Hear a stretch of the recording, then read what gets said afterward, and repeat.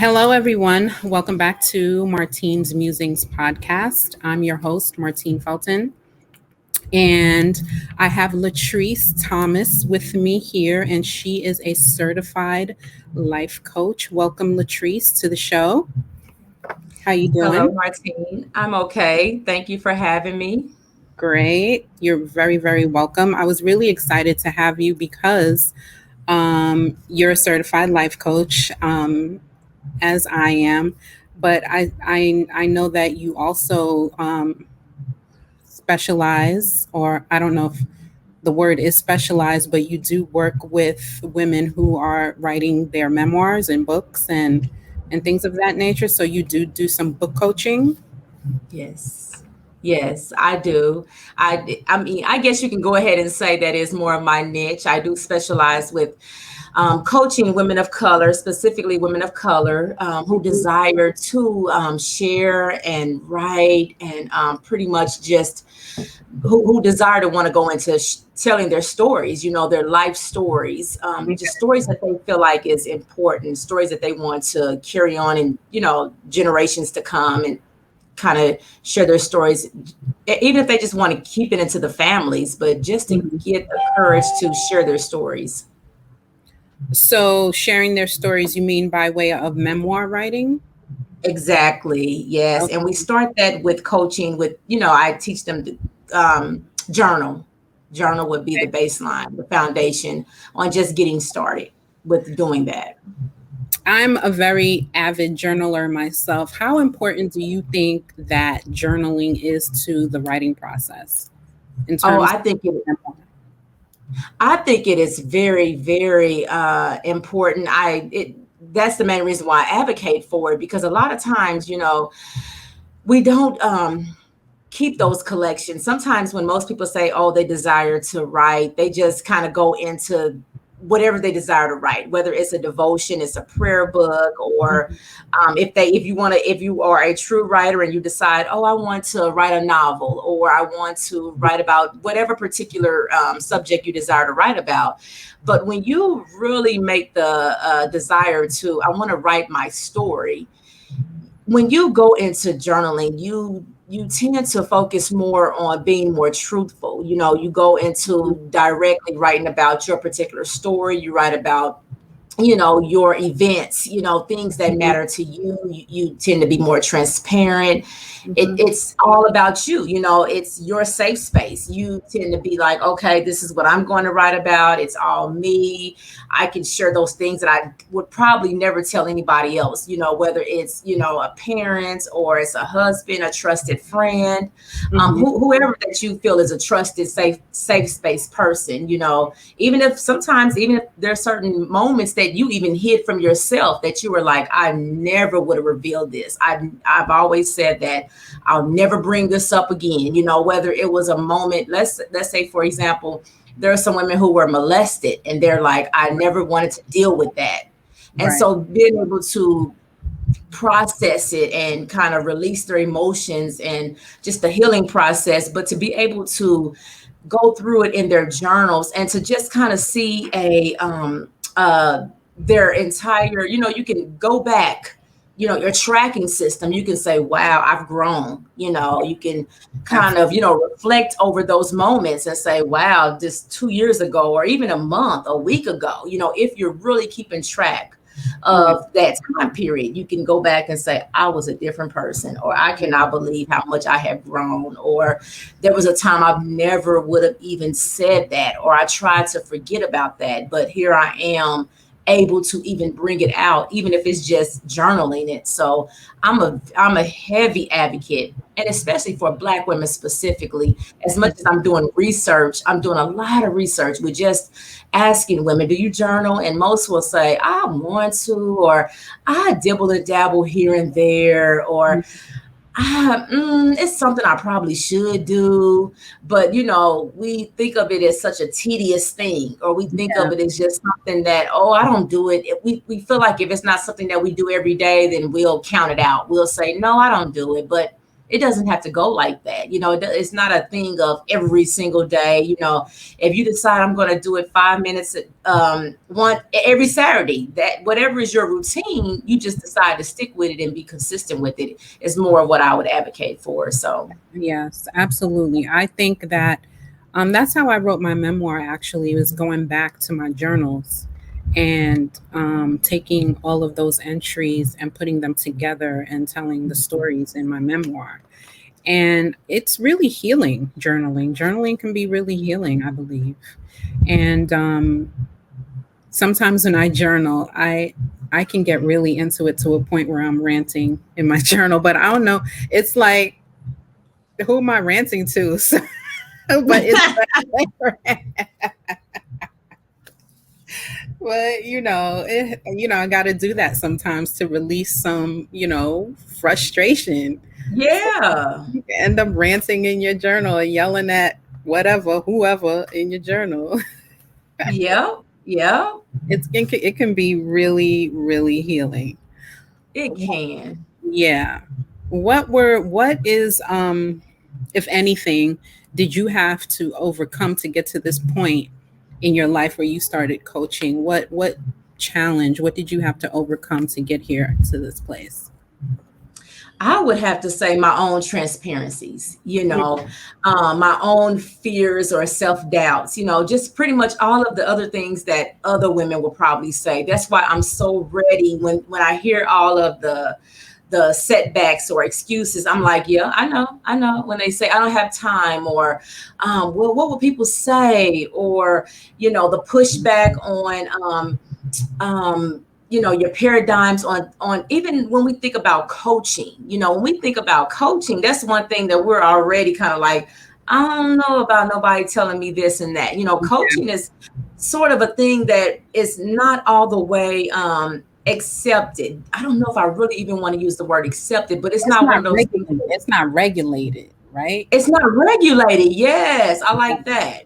It's And not and and regulated. just thinking, because I even had those when I first started getting coaches of my own. I was like, oh, a coach. So when I hear other people kind of say that, I had to get past my own, way of thinking about a coach. Okay, I don't know. But learning about getting coaches and mentors and role models and getting, Mhm. experts and all those people to help me through the process, of whatever it is, my goals pretty much. And knowing how valuable those people are and just helping me get through to my goals, or how much resourceful, how much information that they could have. Those are people who are taking the time to get the information. So how dare I, have a pushback, or, but then I had to think about it. That's just, how it was for me. I wasn't used to that. That was something that I wasn't trained on being okay with, or learning that this is what it's going to take, or this is what is required. So all of those things are fears of, okay, if I go into this, what is it going to cost me? What do I have to give up? What is my investment on return, or all of those things? My when I say transparencies, ooh, I'm gonna have to go ahead and start exposing some things, or um I'm gonna have to be aware of some things. I'm gonna have to be accountable for some things, all of those things that now I have to show up and do. Those were all of my, pushbacks, or, setbacks, or what have you, on why I kind of was, or why I see what I see, because I saw it in myself pretty Right. much. I understand what you mean. But also when you say you had to you asked yourself what is it going to cost you if you do move forward and proceed, but also on the other end of that you can ask the same question, what is it going to cost you if you don't follow, Yes. what will it cost you if you don't follow your heart and if you don't follow that calling, or your purpose, as a, Yes. so it's both, it's going to cost regardless. There's a cost to it. Yes. Yeah. So what are the basics? of your coaching process and how you work with women? Well, right now, my basics, I just really started with a a journaling coaching program. I do have one for teens, and I also do have one for women. It is really, really good for. It's good for all women, but I really try to aim it for women who are brand new Mm-hmm. to the process, or maybe women who have gotten off the track of journaling. So Yeah. like I said, it would be great for women who are like, I've always wanted to do it. I need to do it. It's something that I know that I could definitely benefit from. I need to release some things. I need to heal. It's basically a program where we will start. It's all virtual because it's pretty much for all women all over. So it's virtual. Mm-hmm. And it's a 21 day. I chose 21 days because I do believe in that theory where it takes 21 days to break a habit. So I thought, okay, well, 21 days, if we tackle this for 21 days, hopefully that's the goal, is to help you. It's basically designed to help you to create so that this can be a continuous habit where you will leave the program and it'll be something that you will continue to do even thereafter. It'll be something that you will always find a passion to do or a need to do as well. You would be in a group coaching setting where Mm-hmm. you would be with other women, and with that, it will allow you to, yes, you will still have your safe space, so you will still have that. Because I know how some women are like, oh, they're hesitant already because this is something that, it's just yours. And I mean, it's up to you. It's up to how you feel as far as if you want to share. If you want, I do encourage you to share because it will allow you to, it's like a sisterhood connection at the same time. The more that you could share and you could pretty much lean and glean off of each other, because you never know. That's the purpose as well. You never know if you can see that other women are in the same boat as you, and you can actually see that, you will see how beneficial that you are not alone. You see what I'm saying? So Yeah. it kind of gives you that as well. But you will also have some Zoom sessions where basically that is where I will give the, coaching. And it just kind of depends. I have a curriculum that is already set out on how exactly, how it will go. And the participant will receive that. And I believe it's three Zoom sessions. Also you will get an individual clarity conversation. So if you do decide, you know what, I do want to go into creating my memoir, and this is the ideal that I'm thinking, it will allow us to create a structure, how Right. we can be specific and break down how, what it will look like, how you will need to continue to continue, writing, and how it will look for you and where you need to stay in line with, and, Mm-hmm. whatever. And we'll go further with that. But it's sort of generalized, but it can also be customized as well. So Yes. How do you, I know you touched upon this a little bit earlier, but how do you get, the women in the group session, in the group coaching session, to kind of let their guard down, because like sometimes we're like, well, I don't want this woman that I don't know to know my secrets, or you know what I'm saying, or what I'm yeah. writing, or and stuff like that. So how do you get them to kind of relax and share, really? You know what? That's actually funny because I've actually had thought about what would I do when that happens. Okay. I haven't had that happen just yet. I really haven't, and I'm, Good. I'm That's actually good. shocked. Yes, but I can tell you, I believe it's going to come Hmm. because I mean, it would have to, it would just have to come. Hmm. I guess I'll have to wait until that time comes to figure out, it is in the back of my mind, like, what would I do? I guess that's when I'll just have to customize it to where it'll be a one-on-one, Yeah. because I maybe think she's that not ready. I think maybe she's not ready, right? Or Mhm. maybe it's because you've made people comfortable. You know what I mean? So Mhm. that's kind of a plus too. You've made them comfortable where they felt like they could share, and Yes. yeah. So yeah, I totally get that. When are you going to write a book, or have you written a book? No, I have not. And you know what? That's funny. My husband is always on me about it. Like he's like, Mhm, when I first told him about it, he actually, I don't even know if he even remembered, but he had gave me a title and he ran it off the top of his head. mhm, And I still got it. It's a title that I'm like, when he said it, I was like, oh my God, that's it. You know, and I'm mhm. gonna ask him, do he remember it? He probably don't, but I remembered it because when he said it, that was it. But it's basically it's about my blended family situation and just the whole entire process. And I'm sort of waiting because there's still a child that is still involved, and there's still some legal things that my husband is going through. So it's kind of a thing that I'm waiting on that. So I'm wondering if I'm not going to put those particular things in it, Okay. but it's just a thing with trying to figure out how to kind of put that in there without putting it in there in a sense. So that's the only hold up is because Mhm. of that. Really, it is. Other than that, and if there's a way that you can, I mean, that I can put the clause on it. How do you make sure that that is not? Other than that, the other characters and the other people and all that, I don't care about. I Mhm. really don't. Mhm. But when it comes to my husband is my top priority, and as long as he like checks off and he's fine with it, then I'm okay. I'm okay, and it will be published and released, and it has to be. It has to It will be. be. It will be. It will be. It will be. Mhm. Yes. It Oh, will I cannot be. wait to. But it's definitely this year. Definitely. So, what do you think has been your biggest challenge working as a coach thus far?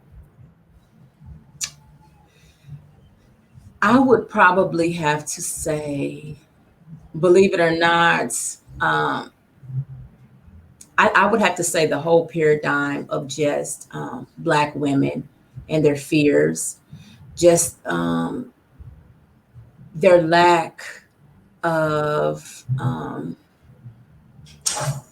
the benefits, of what it entails.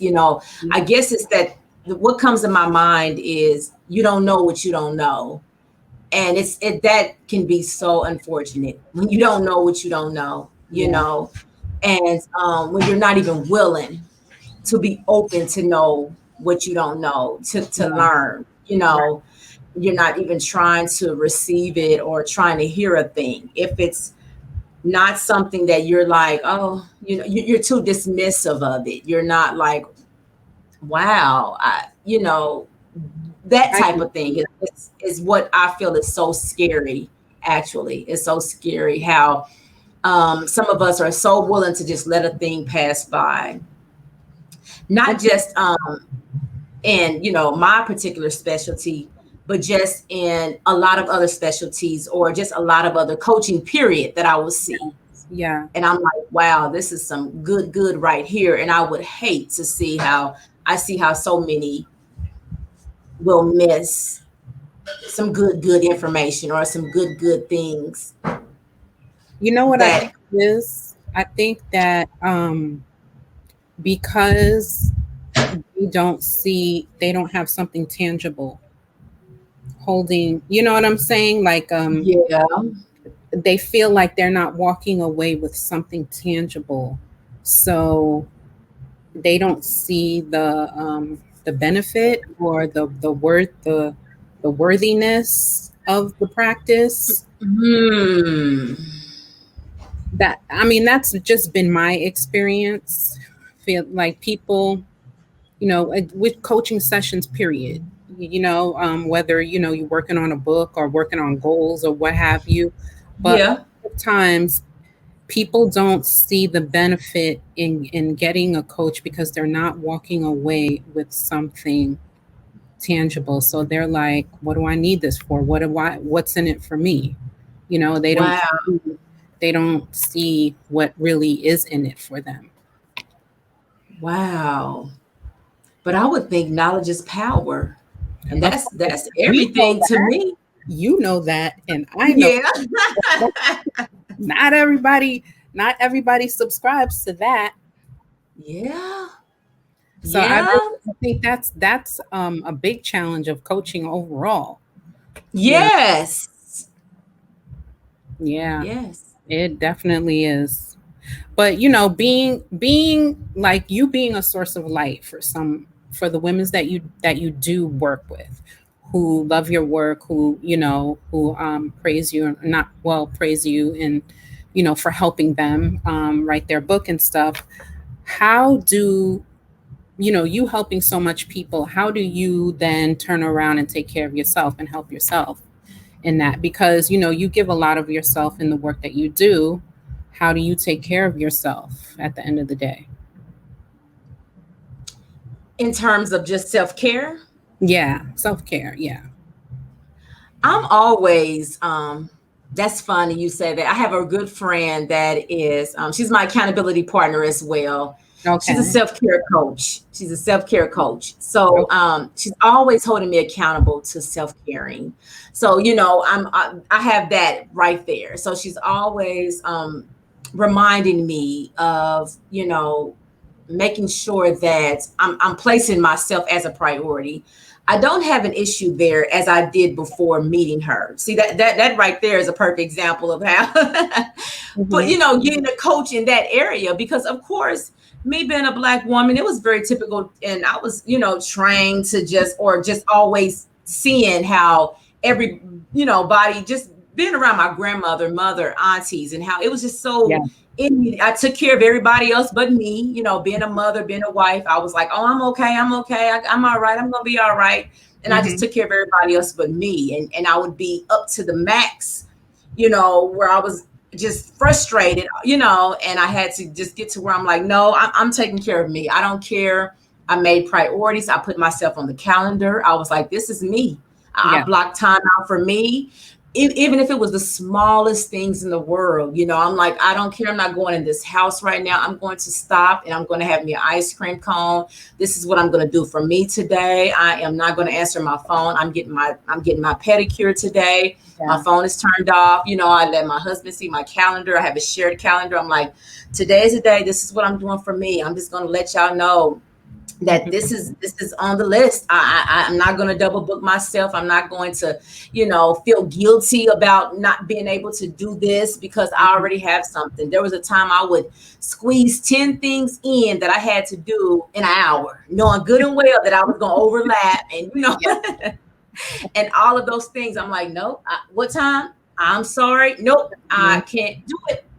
That is how but even in terms of making sure that when I say knowledge is power, I always try to make sure that I keep myself fueled with information for myself. Yeah. I don't want to always make sure that I got information for everybody else. Since I'm Okay. coaching, I don't want to make sure that, I got to make sure that I got all of this. No, I want to make sure that I am spiritually, mentally, emotionally fed for myself as well. If Mhm. there's something that I'm like, you know what, I'm interested in this. So I want to make time to learn this thing. I want to make time. Like, I really love reading. I really love reading. So I'm not just reading information or books on my particular niche. I also like, books that are just for my pleasure.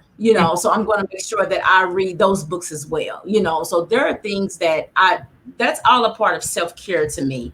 It's just Yeah. taking care of pleasure for me. I'm not just dumping myself on overload with just business or coaching, or I also have a personal side of me that I gotta love as well too. So Yes, I agree. And I like that you said I put myself on the calendar. Like today, I went grocery shopping and I always find myself rushing back home. And I'm like, what the hell am I rushing back home for? So why? Why are you rushing? It ain't nothing. I mean, the kids are there, my husband's there, he got it, everything is fine. So why don't yes, you just stop and go get a sandwich and sit inside the place and eat your sandwich and just yes. and that's just what I did instead of like rushing home and I was like, all right, let me go to the store. Then I was like, all right, well, shoot, let me go to the store next door and see. And see what I'm, yeah. And, Yeah. I was like, why I don't have to rush home. That's my Mm-mm. thing. I'm always going out to run errands and then rushing back home. Russian, yes. And I don't want to do that anymore. It just frazzles me. Yeah, so that was my bit of self-care today, was sitting down, not rushing back home, eating a sandwich Mm-mm. on my own, and just being Martine. Yes. Yeah, and I enjoyed that. I enjoyed that. So what would be the ultimate message, while we before we wrap this up? What is your message that you would like to put out into the universe? Oh gosh, Martine, I have a million and one. You just give me one. Let me see. You know what? I really, really love, and this has been one that I've been saying, and I think it's because it's speaking to me. I always say, and I wish I actually had written this down, but I always say, because I like to point to where it is, but don't despise small beginnings. It's a Bible verse, and I say that one all the time because just when I get discouraged about something, or, I was just talking to a friend of mine last night and we were like trying to figure out, like, oh my God, where are we with this thing? With just feeling like that we're not progressing, or feeling like life is not happening the way that we desire, or, whatever, but don't despise small beginnings. Sometimes we miss the small things in life and we're looking for the big thing all the time. If it's not a big drop, we feel like it's nothing. We're like, oh, if we don't have the $1,000,000, we don't care about that. And we miss the whole process. And I'm enjoying the process because I'm learning so much. I'm meeting fabulous people. People are Right? just really, you know what I'm saying? Just the journey along the way Yeah. of learning so much. It's a beautiful thing. I'm like, oh, so this is how it goes, or, oh, I see, how this is floating, or, oh, I didn't know that, or being able to say you learn something new every day. All of those things are just beautiful to me right now. So don't despise small beginnings. There's like a reason for everything that you're going through, or there's a reason for this happening, or a reason why you met this person, or a reason for that, or, all of those things. So, That's a good message. And I'm going to take that message and put it in my pocket too, because this week I had a disappointment. I had entered a writing contest and I had claimed it. mhm. I had claimed it, and, needless to say, I didn't win the writing contest, and I was really disappointed. So, my husband gave me he's the king of pep talks. So he gave me a pep talk.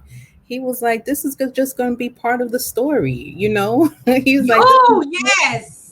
this." I was like, "But yeah, when am I going to get a win though? I just want a win." You know what I mean? Oh, He was like, "This is just gonna be part of the story when you sitting on Oprah's couch, and this is this part you're gonna be."